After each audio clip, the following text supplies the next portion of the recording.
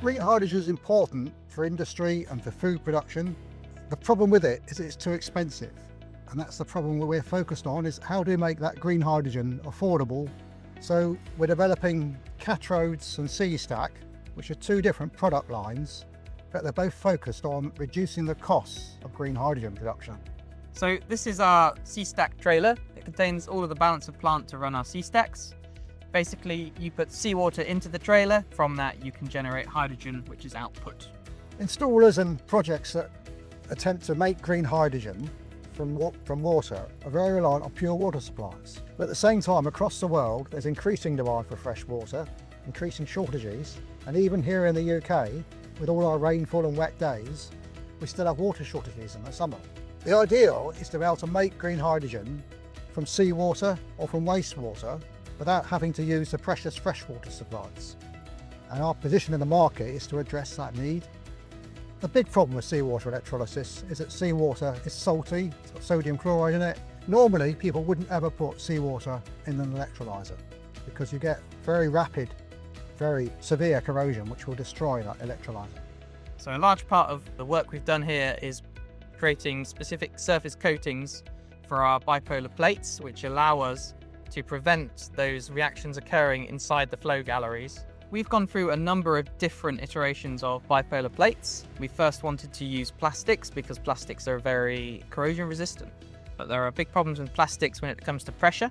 We've had to iterate through multiple designs, multiple different manufacturing methods. Welding is difficult with certain plastics, things like that. So we've had to iterate and change the design about 5 or 6 times to get to the point we're at now. We've been running the single cells in the lab, but with our coatings and bipolars, and just running them over like 50-hour tests to see if the coatings hold and all the other components in the stack hold. And so far they've been coming out and being able to be reused, which is great. Running lifetime tests longer than that are now planned as part of the next steps for this trailer, but that's literally what we're doing now. HII particularly helped with the demonstration today by enabling us to come here at Manor Marine for hosting us.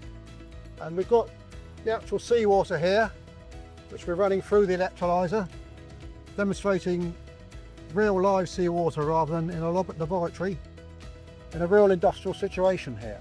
We've had a really great day. We've managed to test the C-Stack with 3 different types of water.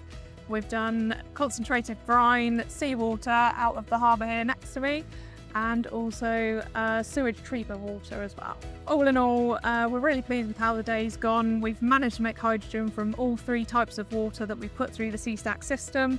We need to scale up C-Stack. At the minute, we've got quite small stacks, and a big part of our programme is scaling that up, both in the capacity of an individual stack and also the numbers that we run together to get to true industrial scale. The other thing is we're exploring a variety of different applications. There's the obvious one of offshore wind. There's also port decarbonisation, which is an important market for hydrogen, and obviously the ports are there by the sea with the seawater. And an interesting new market we're looking at is also processing wastewaters inland, which could be the effluent from sewage plants or industrial effluent. And that again is one of the things we've been trying today.